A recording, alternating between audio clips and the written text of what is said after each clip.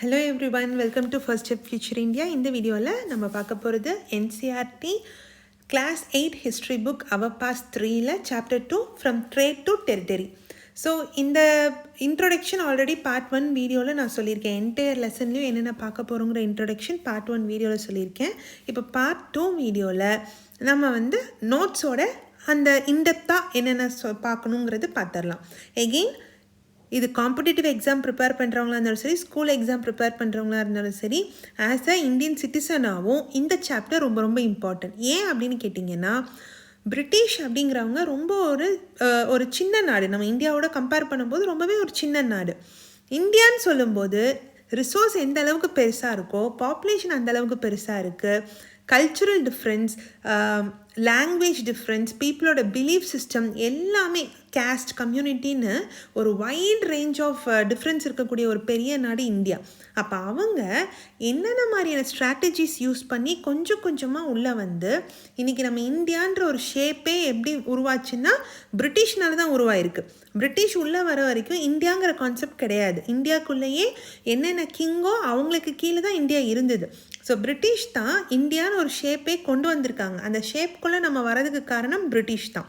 So அந்த மாதிரி நம்மளை எப்படி அந்த ஒரு ஷேப்புக்கு கொண்டு வந்தாங்க, எப்படி நம்மளை ஆக்கிரமிச்சாங்க, என்ன மாதிரியான விஷயங்கள்லாம் அவங்க மேற்கொண்டாங்க, அட்மினிஸ்ட்ரேட்டிவ் ஸ்ட்ராட்டஜிஸ் என்ன, இல்லை ஒரு கன்குவரிங் ஸ்ட்ராட்டஜிஸ் என்ன, எல்லாமே இதில் நம்ம பார்ப்போம். ஓகேங்களா? ஸோ எல்லா விதத்துலேயும் இந்த சாப்டர் ரொம்ப இம்பார்ட்டன்ட்.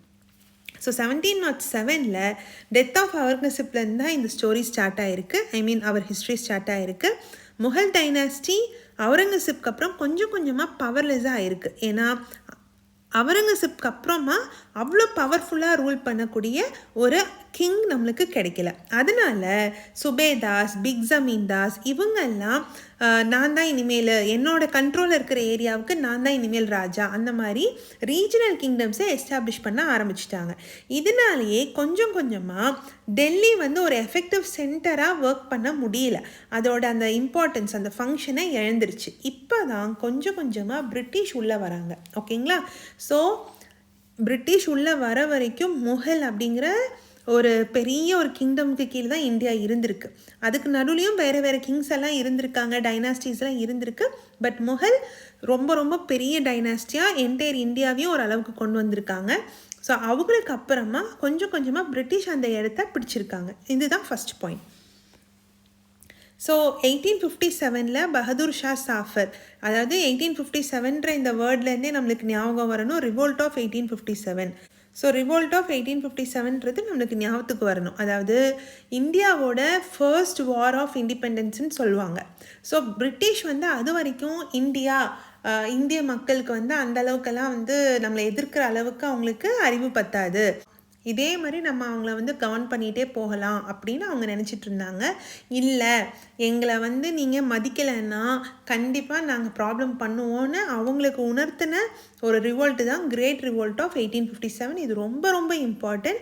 அதை பிரிட்டிஷ் எப்படி கையாண்டு நம்மளை திரும்பவும் அதில் தோக்கடித்து நம்மளை கைப்பற்றினாங்கன்றதும் இருக்குது. ஓகேங்களா? ஸோ பாலிட்டியில் இந்த கிரேட் ரிவோல்ட் ஆஃப் 1857 ஆன சேஞ்சஸ் இஸ் வெரி இம்பார்ட்டன்ட். ஓகேங்களா?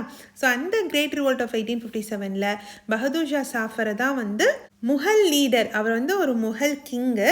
பட் ஸ்டில் பார்த்தீங்கன்னா 80+ இயர் அவருக்கு 80+ இயர் ஓல்டு மேன் அவர். ஸோ ஜஸ்ட் அவரோட நேம்காக என்ன பண்ணாங்கன்னா, அவரை லீடர்னு சொல்லி முன்னாடி நிறுத்தி, நேச்சுரல் லீடர், எங்களை எல்லாரையுமே வழி நடத்தக்கூடிய லீடர்னு அந்த ஒரு நேம்காக அவரை முன்னாடி நிறுத்தினாங்க. அவரும் ஓகே நான் ட்ரை பண்ணுறேன் அப்படின்னு சொல்லி முன்னாடி வந்தார். எகெயின் பிரிட்டிஷ் முதல்ல அவரை கொண்டு போய் நாடு கடத்தி வெளியில் கொண்டு போயிட்டாங்க, அவரோட பசங்க எல்லாரையுமே. இதுக்கப்புறம் முகல்னு ஒரு டைனாஸ்டி இருந்தால் தானே, அடுத்தடுத்த ஹையர்ஸ் இருந்தால் தானே இந்த மாதிரிலாம் ஆரம்பிப்பீங்கன்னு சொல்லிட்டு அவங்க பசங்களையும் கொண்டுட்டாங்க. ஸோ இதை பண்ணவர் கேப்டன் ஹாட்சன். ஓகேங்களா? ஸோ இதில் நம்ம மெயினாக தெரிஞ்சுக்க வேண்டிய விஷயம் என்னென்னா, பிரிட்டிஷ் மட்டும்தான் நம்ம இந்தியாவுக்குள்ளே வந்தாங்களான்னு கேட்டால் கிடையாது. ஃபஸ்ட்டு வந்தவங்க Portuguese, next Dutch, next French, கடைசியாக தான் பிரிட்டிஷ் உள்ளே வந்திருக்காங்க. நான் போன வீடியோவில் சொன்ன மாதிரி போர்ச்சுகீஸ் தான் ஃபஸ்ட்டு உள்ளே வந்தாங்க, கடைசியாக இந்தியா விட்டு போனாங்க. ஈவன் இவங்க 3 பேரும் முன்னாடியே உள்ளே வந்தால் கூட பிரிட்டிஷ் தான் நம்மளை ஃபுல் அண்ட் ஃபுல் ஆக்கிரமிச்சிருக்காங்க. காரணம் என்னன்னு பார்க்கலாம். ஃபஸ்ட்டு போர்ச்சுகீஸ் உள்ளே வந்தாலும் அவங்க வந்து நம்மக்கிட்ட ஃப்ரெண்ட்லியாக இல்லை. அவங்க நம்மளை டைரெக்டாகவே நம்மளை வந்து ரொம்ப ரூடாக நடத்துனாங்க. செகண்ட் வந்து ரொம்ப சீப்பாக நம்மக்கிட்டேருந்து பொருளெல்லாம் வாங்குறதுக்கு ரொம்ப நம்மளை புஷ் பண்ணாங்க. நம்ம பீப்புளை ரொம்ப புஷ் பண்ணாங்க. எல்லாத்துக்கும் மேலே நம்ம பீப்புளை வந்து கிறிஸ்டியானிட்டியை ஃபாலோ பண்ண சொல்லி கொஞ்சம் புஷ் பண்ணாங்க. ஸோ இதெல்லாம் வந்து போர்ச்சுகீஸ் மேலே நம்மளுக்கு ஆட்டோமேட்டிக்காக ஒரு எனிமிட்டியை உருவாக்குச்சு. ஸோ இதனாலேயே இந்த ஈவெண்ட்ஸ்னாலேயே போர்ச்சுகீஸுக்கும் நம்ம இந்தியன்ஸுக்கும் நிறைய கிளாஷஸ் ஆல்ரெடி இருந்தது. அண்ட் டச் அண்ட் ஃப்ரெஞ்ச் அவங்க ஆல்ரெடி உள்ளே வந்துட்டாங்க. பிரிட்டிஷோட ஃபஸ்ட்டு ஸ்ட்ராட்டஜியே என்னன்னு பார்த்தீங்கன்னா, அவங்க ஃப்ரெண்ட்லியாக மூவ் பண்ணாங்க.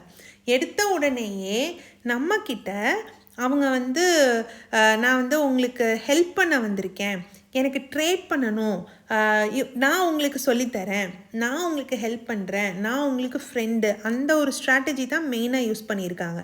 இவங்க 3 பேரும் ஆல்ரெடி உள்ளே வந்தாலும் நம்மக்கிட்ட ஃப்ரெண்ட்லி ரிலேஷன் மெயின்டைன் பண்ணணும்னு ட்ரை பண்ணலை. வேறஸ் பிரிட்டிஷ் வந்து இந்த 3 பேரையும் அவங்க ஓவர் ரூல் பண்ணணும்னா இந்தியன்ஸோடு சேர்ந்து இவங்க 3 பேரையும் வெளியில் தள்ளணும் அப்படிங்கிறத புரிஞ்சுக்கிட்டு நம்மக்கிட்ட எடுத்தோடனே ஒரு ஃப்ரெண்ட்லி மூமெண்ட் தான் கொடுத்தாங்க, ஒரு ஃப்ரெண்ட்லி அப்ரோச் தான் கொடுத்தாங்க. அதுதான் ஃபஸ்ட்டு ஸ்ட்ராட்டஜி. ஓகேங்களா? ஸோ ஃபஸ்ட்டு நம்ம இந்தியாவுக்குள்ளே வந்தது போர்ச்சுகீஸ்ன்னு சொன்னோம் பார்த்தீங்களா?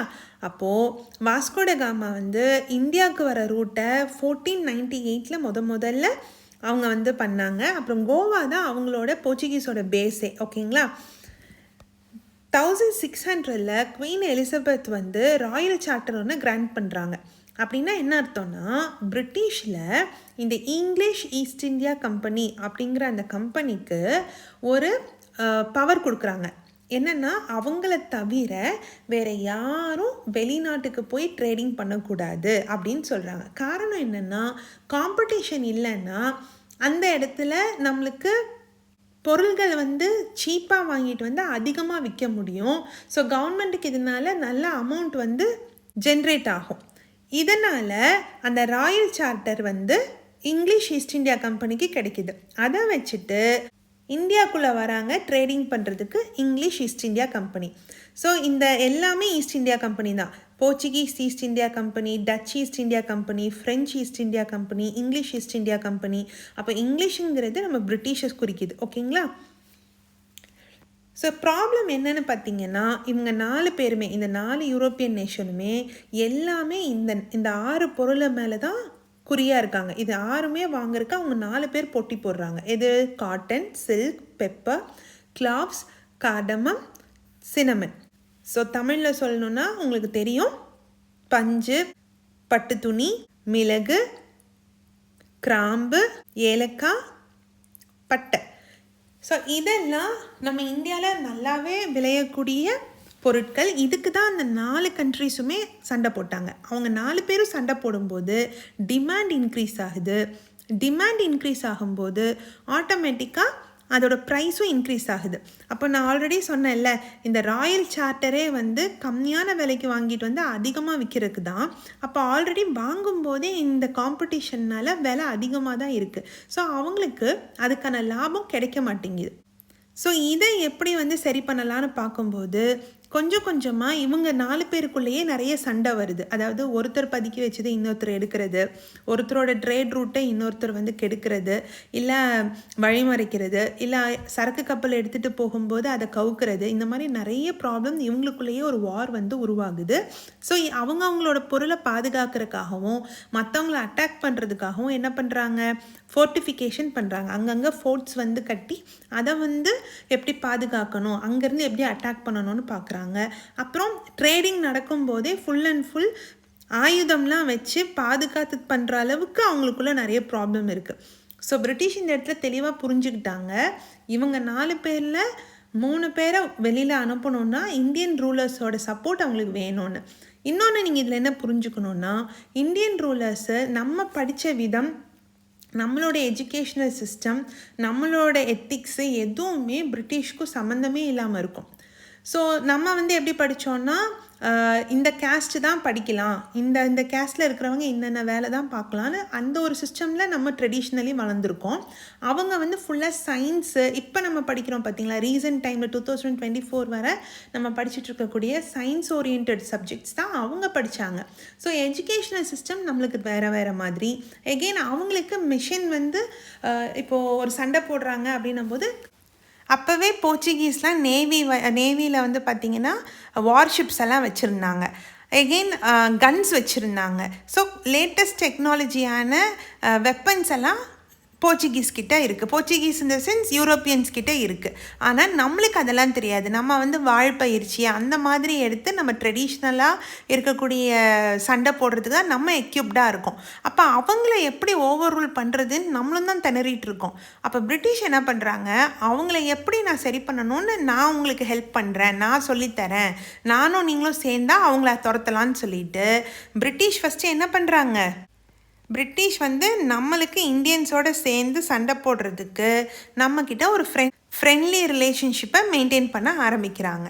அப்போ நம்ம எப்படி பார்க்குறோம், மற்ற எல்லாருமே எதிரி, பிரிட்டிஷ் வந்து நம்மளுக்கு நல்லது தான் செய்கிறாங்கன்னு ஆல்ரெடி நம்ம அவங்கள ஃப்ரெண்டாக அக்செப்ட் பண்ணிட்டோம். அவங்க கூட போர் பண்ணுறதுக்கும் அவங்கள வெளியில் துரத்துறதுக்கும் பிரிட்டிஷ் நமக்கு கூடயே இருக்கும்போது நம்மளோட வார் என்ன, நம்மளோட ஸ்ட்ராட்டஜிஸ் என்னென்னு நம்மளோட அட்மினிஸ்ட்ரேஷன் எல்லாத்துலேயுமே அவங்கள உள்ளே விடுறோம். அவங்க என்ன பண்ணுறாங்க, கொஞ்சம் கொஞ்சமாக நம்மளை பற்றி படிச்சுட்டு நம்மளோட வீக்னஸ் என்ன, ஸ்ட்ரென்த் என்னன்னு எல்லாத்தையுமே கற்றுக்கிட்டு அதை நம்மளுக்கு எகெயின்ஸ்டாக யூஸ் பண்ணாங்க. இதுதான் second strategy. First strategy friendly approach. Second strategy ஃப்ரெண்டாக உள்ளே வந்து நம்மளை பற்றி தெரிஞ்சுக்கிட்டு வீக்னஸ் என்ன, ஸ்ட்ரென்த் என்னன்னு எல்லாத்தையும் தெரிஞ்சுக்கிட்டு அதை நம்மளுக்கு எகெயின்ஸ்டாக யூஸ் பண்ணுறது. ஸோ இந்த 2 ஸ்ட்ராட்டஜியும் உங்களுக்கு புரிஞ்சிருக்கும்னு நினைக்கிறேன். ஸோ இந்த 4 யூரோப்பியன் கண்ட்ரீஸும் சண்டை போட்டுக்கிறதுனால ட்ரேடும் பாலிட்டிக்ஸும் கொஞ்சம் கொஞ்சமாக இன்டர்லிங்க்ட் ஆயிடுச்சு. ரெண்டையும் பிரிக்கவே முடியல. ட்ரேடுங்கிறது முழுக்க பணத்துக்காக பண்ணுறது, பாலிட்டிக்ஸுங்கிறது கொஞ்சம் கொஞ்சமாக பவருக்காக பண்ணுறது. இங்கே ட்ரேடும் பாலிட்டிக்ஸும் இன்டர்லிங்க்ட் ஆயிடுச்சு. ஓகேங்களா? ஸோ இந்த பேஜ் உங்களுக்கு புரியும்னு நினைக்கிறேன். இப்போ முழுக்க நம்ம இங்கிலீஷ் ஈஸ்ட் இந்தியா கம்பெனி பற்றி பார்க்க போகிறோம். 1651 ஃபஸ்ட்டு ரிவர் ஹூக்லியில் செட்டப் பண்ணுறாங்க ஃபேக்ட்ரியை. ஓகேங்களா? ஸோ ஃபேக்ட்ரி அங்கே செட்டப் பண்ணுறாங்க. மெயினாக அவங்களோட அப்ஜெக்டிவ் எப்படி இருக்குன்னா, ட்ரேட்ஸை இங்கே எக்ஸ்பேண்ட் பண்ணணும். இந்தியாங்கிறது ஒரு பெரிய மார்க்கெட். ஸோ நம்மளோட பொருட்கள்லாம் இங்கே கொண்டு வந்து விற்கணும். இங்கேருந்து சீப்பாக பொருள்கள்லாம் எடுத்துகிட்டு வாங்கிட்டு போய் அங்கே பிரிட்டனில் நல்ல அமௌண்ட்டுக்கு விற்கணும். இந்த மாதிரி ஒரு ட்ரேட் ஐடியாஸோடு தான் உள்ளே வராங்க. ஓகேங்களா? அந்த ட்ரேட் பண்ணுறதுக்கு என்ன வேணுன்றதை பார்க்கும்போது அந்த மர்ச்சன்ட்ஸ், ட்ரேடர்ஸ் எல்லாம் அங்கேயே செட்டில் ஆகணும். இப்போ ஒரு ஃபேக்ட்ரி இருக்குன்னா ஒவ்வொரு தடவையும் அந்த ஆஃபீஸர்ஸ் எல்லாத்தையும் அங்கே பிரிட்டனுக்கும் இங்கேக்கும் மாற்றி கூப்பிட்டுட்டு போயிட்டு வரும்போது அவங்களுக்கு செலவாகும், டைம் கன்சப்ஷன் ஜாஸ்தியாகும். இப்போ இருக்கிற அளவுக்கு டிரான்ஸ்போர்ட் அப்போ இல்லைங்களா? அதனால் அவங்களையும் அந்த ஃபேக்ட்ரியை ஒட்டியே செட்டில்மெண்ட் பண்ணணும்னு பார்க்குறாங்க. அப்போ அந்த செட்டில்மெண்ட் கொடுக்கணுன்னா அவங்க ஃபோர்ட்டிஃபிகேஷன் பண்ணி ஆகணும். ஏன்னா அப்போ தான் அந்த கூட்ஸ் எல்லாத்தையும் அவங்க வந்து பாதுகாக்க முடியும். ப்ளஸ் அங்கே இருக்கக்கூடிய அவங்கள சார்ந்த மக்களையும் அவங்க பாதுகாக்க முடியும். அப்போது 1696 கொஞ்சம் கொஞ்சமாக அந்த செட்டில்மெண்ட்டை சுற்றி ஃபோர்ட்ஸ் கட்டுற ஒரு தீமை உள்ளே கொண்டு வராங்க. அப்புறம் 1698 என்ன ஆகுதுன்னா, கம்பெனி வந்து ஜமீன்தாரி ரைட்ஸை வந்து வாங்குறாங்க 3 வில்லேஜுக்கு. ஓகேங்களா? ஸோ முகல் ரூலர்ஸ் கிட்டே இருந்து 3 வில்லேஜுக்கு ஜமீன்தாரி ரைட்ஸ் வாங்குறாங்க. இது எதுக்காக முகல் ரூலர்ஸ் வந்து பிரிட்டிஷ்க்கு ஹெல்ப் பண்ணுறாங்கன்னு பார்த்தீங்கன்னா, நான் முன்னாடி சொன்ன மாதிரி தான், மற்ற போர்ச்சுகீஸ், டச்சு, ஃப்ரெஞ்சு இவங்களையெல்லாம் எதிர்க்கிறதுக்கு பிரிட்டிஷ் வந்து முகலுக்கு ஹெல்ப் பண்ணாங்க. அதனால் முகல்ஸ் வந்து பிரிட்டிஷ்க்கு சில சலுகைகள் கொடுக்க ஆரம்பித்தாங்க. ஆனால் அது கொஞ்சம் கொஞ்சமாக அவங்களுக்கே ஆப்போசிட்டாக போக ஆரம்பிச்சிருச்சு. ஓகேங்களா? ஸோ ஜமீன்தாரி ரைட்ஸ்னால் என்ன, ரெவென்யூ கலெக்ட் பண்ணுறது, அந்த லோக்கலாக இருக்கக்கூடிய எல்லா டெசிஷனையும் மேக் பண்ணுறது, அந்த மாதிரி ரைட்ஸ் எல்லாம் அந்த கம்பெனிக்கு கிடைச்சிது. ஸோ 3 வில்லேஜஸ்க்கு. இதுக்கு பேர் ஃபார்மன், அதாவது right to trade duty free. இந்த ட்ரேடிங் பண்ணுறதுக்கெலாம் டியூட்டியே கட்ட வேண்டாம், சார்ஜஸ் கட்ட வேண்டாங்கிறது தான் அர்த்தம். ஆனால் இது எல்லாத்துக்கும் கொடுக்கல, கம்பெனியில் இருக்கக்கூடிய சில பொருள்களுக்கு தான் கொடுத்தாங்க. ஆனால் கொஞ்சம் கொஞ்சமாக அந்த கம்பெனியில் இருக்கிற எல்லாருமே அதை அட்வான்டேஜ் எடுக்க ஆரம்பிச்சிட்டாங்க. எப்படி? அங்கே இருக்கிற கம்பெனி அஃபீஷியல்ஸ், அதாவது கம்பெனிக்கு கொடுத்த ஃபார்மனை கம்பெனியில் வேலை செய்கிற அஃபீஷியல்ஸும் நாங்கள் இந்த கம்பெனியில் வேலை செய்கிறதுனால எங்களுக்கும் டியூட்டி கட்ட வேண்டாம், நாங்களும் கட்ட மாட்டோம், அந்த மாதிரி ப்ராப்ளம் பண்ண ஆரம்பித்தாங்க. இதனாலேயே பெங்காலுக்கு பெரிய அளவிலான இன்கம் வந்து ஸ்டாப் ஆக ஆரம்பிச்சிருச்சு. ஸோ இதுலேருந்து நம்மளுக்கு என்ன தெரியுது? பிரிட்டிஷு கொஞ்சம் கொஞ்சமாக முகல்ஸை வந்து டேக்கன் ஃபார் கிராண்டடாக எடுத்துக்கிட்டாங்க. ஸோ முகல்ஸுக்கு வந்து கொஞ்சம் கொஞ்சமாக ரெவன்யூ கம்மியாகிட்டே வருது, எஸ்பெஷலி பெங்காலில். வேறஸ் பிரிட்டிஷ் வந்து கொஞ்சம் கொஞ்சமாக அவங்க பணம் அதிகமாக சம்பாதிக்க ஆரம்பிச்சிட்டாங்கன்றது தெரியுது. இது தேர்ட் ஸ்ட்ராட்டஜி. ஸோ ஏதாவது ஒரு கன்செஷன் வாங்குறாங்க, அந்த கன்செஷனை வந்து ஒரு பொருள் 2 பொருளுக்குன்னு கொடுத்தா அவங்க ஓவராலாகவே எல்லாத்தையுமே அவங்க எடுத்துகிட்டு அதை யூட்டிலைஸ் பண்ணுறாங்க. இதனால் நம்மளுக்கு நம்ம நேட்டிவ் ரூலர்ஸ்க்கு வந்து பார்த்திங்கன்னா ரெவன்யூ ஜென்ரேட் ஆகிறது கம்மியாகுது, வேறஸ் பிரிட்டிஷ் அதில் ரொம்ப பெனிஃபிட் அடைகிறாங்க. ஓகேங்களா? ஸோ இதுவரை உங்களுக்கு புரிஞ்சிருக்கும்னு நினைக்கிறேன்.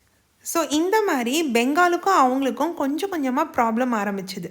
முகல்ஸ் தான் மெஜாரிட்டி ஆஃப் இந்தியாவுக்கு ஹெட்டுன்னு நம்மளுக்கு தெரியும். ஆனால் இந்த பெங்காலில் தான் அதிகமாக பெங்காலுக்கு தான் வர வேண்டிய பணம் வந்து நிறைய நஷ்டத்தில் போகுது, நியாயமாக வர வேண்டிய பணம் வரல அப்படின்னு யார் கோவப்படுறாங்க? பெங்காலில் நவாப்ஸ் வந்து கோவப்படுறாங்க, நவாப் ஆஃப் பெங்கால்ஸ் வந்து கோவப்படுறாங்க. ஸோ ஃபஸ்ட்டு பிரிட்டிஷ்க்கும் இந்த பெங்காலோட நவாப்ஸ்க்கும் ப்ராப்ளம் ஆரம்பிக்குது. ஓகேங்களா? ஸோ நவாப் ஆஃப் பெங்கால் யாருன்னு பார்த்தீங்கன்னா முர்ஷித் குல் கான், அப்புறம் அவரோட பையன் அலிவர்தி கான், அப்புறம் அவரோட பையன் சிராஜுத் தௌலா. ஸோ இவங்க எல்லாருமே வந்து ரொம்ப லார்ஜ் அண்ட் பவர்ஃபுல் ரூலர்ஸ். இவங்களை எல்லாம் வந்து ஓவர் த்ரோ பண்ணுறதும் இவங்கக்கிட்ட சண்டை போடுறதுமே பிரிட்டிஷ்க்கு ரொம்ப பெரிய ப்ராப்ளமாக இருந்துச்சு. ஸோ இவங்க என்ன மாதிரிலாம் பிரிட்டிஷ்க்கு பிரச்சனை கொடுத்தாங்க அப்படின்னு பார்த்தா, கம்பெனிக்கு முகல் ரூலர்ஸ் என்னென்ன கன்செஷன்ஸ்லாம் கொடுத்துருந்தாங்களோ அதெல்லாம் நாங்கள் கொடுக்க முடியாது, நாங்கள் அதை அக்செப்ட் பண்ண முடியாதுன்னு ரெஃப்யூஸ் பண்ணாங்க. அதே மாதிரி நீங்கள் இவ்வளோ ட்ரிபியூட்ஸ் வந்து பெங்கால் கவர்மெண்ட்டுக்கு கொடுக்கணும், நவாப்ஸ்க்கு பே பண்ணணும் அப்படின்னு சொல்லி டிமாண்ட் பண்ணுறாங்க. அதே மாதிரி நீங்கள் சொந்தமாக உங்களுக்கு காயின்ஸ் எல்லாம் மின்ட் பண்ணக்கூடாது அப்படின்னு அந்த மின்டிங் ரைட்ஸை வந்து டினை பண்ணுறாங்க. அப்புறம் இனிமேட்டு ஃபோர்ட்டிஃபிகேஷன் அந்த ஃபோர்ட்ஸ் கட்டுறதெல்லாம் இருக்கக்கூடாது, உங்களோட டெரிட்டரியை வந்து நீங்கள் எக்ஸ்டெண்ட் பண்ணக்கூடாது அப்படின்னு முகல்ஸ் மூலமாக எப்படி பிரிட்டிஷ் கொஞ்சம் கொஞ்சமாக பெருசாகினாங்களோ அதை எல்லாத்தையுமே ஸ்டாப் பண்ண ட்ரை பண்ணாங்க இவங்க எல்லாம். இது போக கம்பெனி, அதாவது பிரிட்டிஷ்க்கு மேலே நிறைய குற்றச்சாட்டும் வச்சாங்க. என்னென்ன மாதிரி குற்றச்சாட்டு? நீங்கள் வந்து டாக்ஸஸை பே பண்ண மாட்டேங்கிறீங்க, நவாப்ஸ்க்கெல்லாம் டிஸ்ரெஸ்பெக்ட்ஃபுல்லான லெட்டர்ஸ் கொடுக்குறீங்க, அதே மாதிரி நவாப்ஸை வந்து அசிங்கப்படுத்துறீங்க, இந்த மாதிரியான ப்ராப்ளம்ஸ் எல்லாம் நீங்கள் பண்ணிகிட்ருக்கீங்கன்னு சொல்லிட்டு அவங்கக்கிட்ட சண்டை போட்டுக்கிட்டே இருக்காங்க. அதே சமயம் இந்த பக்கம் பார்த்திங்கன்னா இங்கிலீஷ் ஈஸ்ட் இந்தியா கம்பெனியில் இருக்கக்கூடியவங்க, நீங்கள் வந்து இந்த மாதிரிலாம் கேட்குறதுனால எங்களுக்கு ரெவென்யூ கம்மியாகும், எங்களுக்கு வந்து என்ன சொல்கிறது லாபம் கம்மியாகும் அப்படின்னு அவங்க சொல்கிறாங்க. அதே மாதிரி செட்டில்மெண்ட்ஸ் எல்லாம் நாங்கள் வந்து பெருசு பண்ண தான் செய்வோம் அப்படின்னு அவங்களும் அதை ரெசிஸ்ட் பண்ணி பெருசாக்க ட்ரை பண்ணுறாங்க. இன்னும் நிறைய வில்லேஜஸை வந்து அவங்க கண்ட்ரோல்குள்ளே கொண்டு வரணும்னு வாங்க ட்ரை பண்ணுறாங்க. ஃபோர்ட்ஸை எல்லாம் அவங்க கட்ட விடாமல் ப்ராப்ளம் பண்ணும்போது திரும்ப திரும்ப ரீபில்ட் பண்ணுறாங்க. ஸோ இந்த மாதிரி நவாப் ஆஃப் பெங்காலுக்கும் ஈஸ்ட் இந்தியா கம்பெனிக்கும், இங்கிலீஷ் ஈஸ்ட் இந்தியா கம்பெனிக்கும் நிறைய ப்ராப்ளம்ஸ், ஒரு வார் டென்ஷன் உருவாகுது. ஸோ இப்படி தான் கொஞ்சம் கொஞ்சமாக பேட்டில் ஆஃப் பிளாஸே வந்துச்சு. ஸோ ஆக்சுவலி பார்த்திங்கன்னா பிளாஸேங்கிறது அந்த ஊர் பேர் கிடையாது, பலாஷிங்கிறது தான் அந்த ஊருக்கு பேர். ஸோ பலாஷியில் அவங்களுக்கு ப்ரொனவுன்சியேஷன் வராததுனால இந்த மாதிரி மாற்றிட்டாங்க. நிறைய நம்ம ஊரோட பேர் வந்து அவங்க ப்ரொனவுன்சியேஷனுக்கு ஏற்ற மாதிரி மாற்றிருப்பாங்க. ஒரு எக்ஸாம்பிளுக்கு சொல்லணுன்னா ஊட்டி வந்து ஆக்சுவலி ஒரிஜினல் நேம் உதகை, அது உங்களுக்கே தெரியும். ஸோ அவங்களுக்கு அது சொல்ல கஷ்டமாக இருக்குன்னு ஊட்டின்னு மாற்றினாங்க. அது மாதிரி நிறைய நேம்ஸை வந்து அவங்க மாற்றிருக்காங்க. இந்த பலாஷிக்கு என்ன அர்த்தம்னா, நம்ம ஹோலி கொண்டாடுறோம்ல, அந்த பவுடர் வந்து பார்த்திங்கன்னா குலால் அப்படிங்கிற அந்த பூவில் இருந்து தான் எடுக்கிறாங்க. அந்த ரெட் ஃப்ளவர்ஸ் வந்து கொடுக்கக்கூடிய அந்த மரத்துக்கு பேர் தான் பலாஷி. அந்த ஊரில் அது இருக்குங்கிறதுனால அதோட பேரே பலாஷிங்கிறத பிளாஸேன்னு அவங்க மாற்றிருக்காங்க. ஸோ 1756 அலிவர்தி கான் வந்து இறந்து போகிறாங்க. அப்போது சிராஜுத் தௌலா நம்மளோட நவாபாக வராரு. ஸோ அவர் வந்து பிரிட்டிஷ் கூட எப்படியாவது பேச்சுவார்த்தை நடத்தி 2 பக்கமும் பிரச்சனை இல்லாமல் போகணும்னு ட்ரை பண்ணுறாங்க. ஆனால் நடக்கிறதில்ல. அப்போ அவர் என்ன பண்ணுறாருன்னா, ஒரு 30,000 சோல்ஜர்ஸை எடுத்துகிட்டு நேராக காசிம் பசார் போய் அங்கே அந்த இடத்தையெல்லாம் பிரிட்டிஷோட எல்லா பொசிஷன்ஸையுமே ஃபோர்ட்ஸ் எல்லாத்தையுமே அவங்க கைப்பற்றுறாங்க. அங்கேருந்து கல்கத்தாக்கும் போகிறாங்க.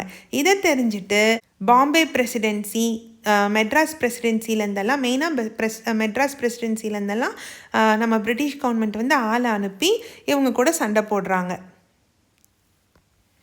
ஸோ அந்த டைமில் ராபர்ட் கிளைவ் தான் ரொம்ப இம்பார்ட்டண்ட்டான பிரிட்டிஷ் பர்சனல். ஸோ அவர் வந்து நேவல் ஃப்ளீட்டு, மெட்ராஸ் ஃபோர்ஸஸ் இதையெல்லாம் அனுப்பிச்சு சிராஜுத் தௌலா கூட பயங்கரமாக சண்டை போடுறாங்க. ஸோ 1757 கிளைவ் வந்து சிராஜுத் தௌலாவை ஜெயிக்கிறாங்க. எப்படி ஜெயிக்கிறாங்கன்னா, நான் முன்னாடியே சொன்ன மாதிரி அவங்க வந்து நம்ம இந்தியன் கிங்டம்ஸோட ஃப்ரெண்ட்லி ரிலேஷன்ஷிப்குள்ளே வந்து நம்மளை பற்றி நிறைய ஸ்டடி பண்ணுறாங்க. நான் வந்து உங்களை பற்றி இன்னும் தெரிஞ்சுக்கிட்டா தான் உங்களுக்கு ஹெல்ப் பண்ண முடியும், எனக்கு உங்களோட சிஸ்டம் புரியல, உங்கள் லாங்குவேஜ் புரியல, உங்களோட அட்மினிஸ்ட்ரேஷன் எப்படி நடக்குதுன்னு புரியல, அதை நான் தெரிஞ்சுக்கிறேன்னு யாரெல்லாம் அவங்கக்கிட்ட ஃப்ரெண்ட்லியாக இருந்தாங்களோ அவங்க மூலமாக அந்த கிங்டம் பற்றியும் அவங்க சுற்றி இருக்கிற கிங்டம் பற்றி எல்லாம் அவங்க வந்து இன்ஃபர்மேஷன்ஸ் கேதர் பண்ணுறாங்க. அப்போது மிர்ஜாஃபர் அப்படிங்கிறது ஆக்சுவலி சிராஜுத் தௌலாவோட கமாண்டர். அவரை வச்சே அவரை பிட்ரே பண்ணி சிராஜுத் தௌலாவை தோக்கடிக்கிறாங்க. ஸோ இது வரைக்கும் இங்கிலீஷ் ஈஸ்ட் இந்தியா கம்பெனி வந்து எந்த ஒரு காம்படிஷனுமே இல்லாமல் இந்தியாவிலேருந்து சீப்பாக பொருளெல்லாம் எக்ஸ்போர்ட் பண்ணி பிரிட்டனில் அதிகமாக விற்று லாபம் சம்பாதிக்கணுங்கிறது தான் அவங்களோட தாட்டாக இருந்தது. ஆனால் இந்த நவாப் ஆஃப் பெங்கால் கூட சண்டை வரவும் அவங்களுக்கு வந்து அவங்க ஓவர் ரூல் பண்ணணும், நான் உன்னை விட பெரிய ஆளுன்னு காமிக்கணுங்கிற அந்த தாட், அந்த ஒரு ஆட்டிடியூட் வந்துருச்சு. ஸோ இதுதான் ஃபஸ்ட்டு மேஜர் வெற்றி.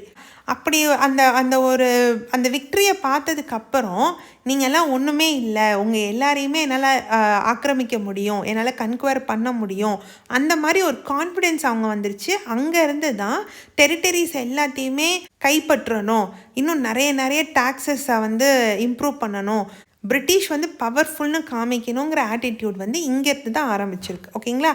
ஸோ பேட்டில் ஆஃப் பிளாசேல வந்து பிரிட்டிஷ் வந்து ஃபஸ்ட்டு டைம் நவாப் ஆஃப் பெங்காலை வந்து ஜெயிக்கிறாங்க. அதுக்கப்புறம் மிர்ஜாஃபரை, அதாவது யார் மூலமாக பிட்ரே பண்ணாங்களோ அவங்களே வந்து ஒரு பப்பட் ரூலராக வைக்கிறாங்க.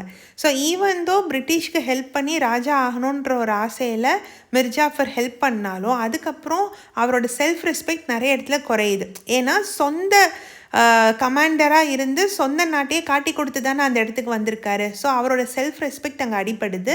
ஸோ என்ன தான் நீங்கள் எனக்கு உதவி பண்ணாலும், என்னை ராஜா ஆக்குனாலும், நான் தான் இங்கே ராஜா, நான் தான் இங்கே, நான் சொல்கிறது தான் எல்லாமேன்னு அவர் ஓவர் ரூல் பண்ண ட்ரை பண்ணுறாரு. யாரை? பிரிட்டிஷை. அதனால அவங்களுக்கு வந்து பிடிக்கல. பிரிட்டிஷை பொறுத்த வரைக்கும் கண்ட்ரோலை எடுத்துக்கணும்னு பார்த்தாங்களே தவிர அவங்க தான் முன்னாடி நிற்கணும், அவங்க தான் நவாப் மாதிரி இருக்கணும்னு அவங்க ஆசைப்படல. அவங்க சொல்கிறதெல்லாம் கேட்குற ஒரு பப்பட் ரூலர் தான் அவங்களுக்கு தேவைப்பட்டாங்க. எப்போ மிர்ஜாஃபர் வந்து பிரிட்டிஷுக்கு எகெயின்ஸ்டாக சண்டை போட்டாங்களோ அப்போவே அவரை வந்து ரீப்ளேஸ் பண்ணுறாங்க மிர்காசிம் வச்சு. எகெயின் மிர்காசிமும் வந்து அதை கொஷின் பண்ணுறாங்க. பிரிட்டிஷ்க்கு வந்து பப்பட்டாக ஒர்க் பண்ணலைன்னு பேட்டில் ஆஃப் பக்சாரில் 1764 அப்போது மிர்ஜாஃபரே திரும்பவும் ரீஇன்ஸ்டால் பண்ணுறாங்க. இதில் இன்னொரு ஸ்ட்ராட்டஜியும் இருக்குது. இப்போ புதுசாக பிரிட்டிஷ் வந்து நாங்கள் தான் இனிமேல் உங்களோட ரூலர் அப்படின்னு சொல்லி முன்னாடி வந்து நின்னால் மக்கள்கிட்ட ஒரு பேனிக் வர வாய்ப்பு இருக்குது.